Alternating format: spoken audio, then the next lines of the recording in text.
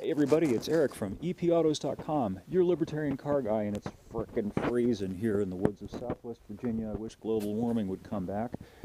But before I freeze, I'm going to do a quick little walk around here of the 2017 Subaru Forester, which is a vehicle I like a lot personally, and I'll tell you why in just a second.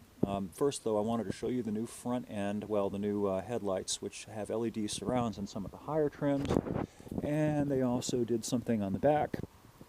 New taillight design, but it's still fundamentally the same vehicle that it was last year. And by the way, there's our EP Autos no clover magnets, which you get if you support the site. Go to the site, find out more about that. But I'll tell you why I really like this thing. Three reasons chiefly, and they're the same reasons why most people like the Forester and Subarus generally. First, it comes standard with all-wheel drive. If you go out and cross-shop this thing against other compact crossovers, models like the Ford Escape, the Honda CR-V, Mazda CX-5, yada yada yada, they are all front-wheel drive as far as how they come in base trim. And check it out, they cost more in front-wheel drive base trim than this thing does in base trim with all-wheel drive. 22,000 and change at 22,500 something for this thing with all-wheel drive. And then there are two other things that this thing has that the competition generally does not have, or actually does not have at all. And the first is the Boxer engine. Boxer being a flat engine, meaning the cylinders are horizontally opposed. And I'm going to show you that if I can. And why is that good? That's good because it's an inherently more balanced engine. Kind of hard to see it, but the engine is flat. So it's a four-cylinder engine, so you've got two cylinders here and two cylinders here, and the crankshaft is in the middle, and the pistons on this side box back and forth against each other, and that naturally cancels out vibrations and reverberations and such. And so this engine does not have to have a heavy external balancer, so it's lighter. It also sits lower in the car, and that is good for handling. The other thing is, you got ground clearance.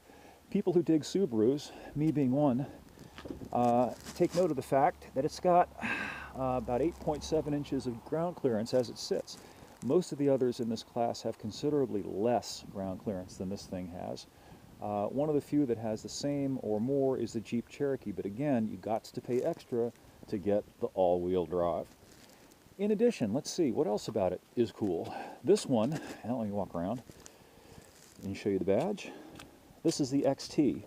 XT means that it's got the same basic 2.0 turbo engine with an intercooler that you would get in the WRX sedan. And that's pretty cool because this thing doesn't look like a WRX. Note the absence of the hood scoop.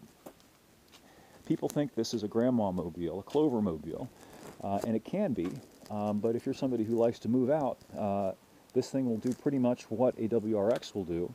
It'll do it a lot more discreetly, which means you're much less likely to get caught doing it. That's pretty cool too. The other thing is, you can still get this with a manual transmission, not with a 2-liter engine, unfortunately, but with the 2.5-liter engine, you can still get a manual transmission. Most of the cars in this segment have gone over to automatics, and that's because, unfortunately, most people want automatics, and the government really wants automatics because modern automatics tend to get better gas mileage, all else being equal, than the manual transmission. So that's what I like about it. Is there anything I don't like about it? Yeah, there are two things, and I'll show you. Well, maybe three things. God, it's freaking freezing. Okay, you'll see here that I have the stupid seatbelt buckled even though there's nobody sitting in it. And you want to know why I did that? I did that because if I put my laptop here, which I don't know, weighs 3 pounds, the car will erupt in beep, beep, beep, beep, beep because the sensors in the seat think there might be somebody sitting there, and that's super aggravating. And that's not unique to Subarus, unfortunately, and again, you can blame the government for that. Here's something you can blame Subaru for, and I don't know if the lighting here is going to show this, but way down in here, there are your two USB ports. Extremely awkward to get your plug in there. I mean, you pretty much have to plug the thing in, then leave your wire out. It's really hard if you're driving the car to try to plug your thing in. So that's a minor nit. The other thing I don't particularly like, this car has the optional, thank God, Subaru EyeSight system, which is a bundled safety suite. And it includes automatic emergency braking, which brakes when it's not an emergency sometimes. If you get anywhere near another car, like a car up ahead that's slowing, the thing will jam on the brakes for safety. Not a huge fan of that.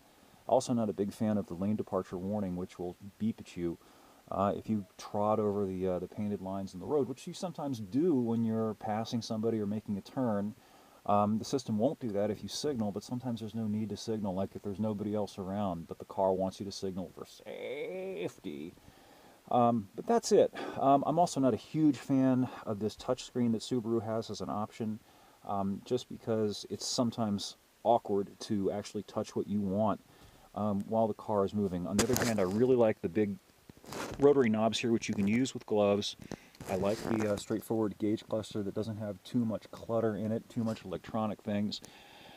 And I like that it's got an old school, old-timey pull-up emergency brake, which in my opinion is safer than the automatic electric brakes that a lot of car companies are going with, which you cannot modulate. So let's say you lose your brakes, you have to put that up and it's going to lock up the rear wheels. This one you can gradually apply pressure to increase the braking force. And let's face it, for fun, you can jack that puppy up and you can lock up the rear wheels and do a bootleg turn as is right and proper.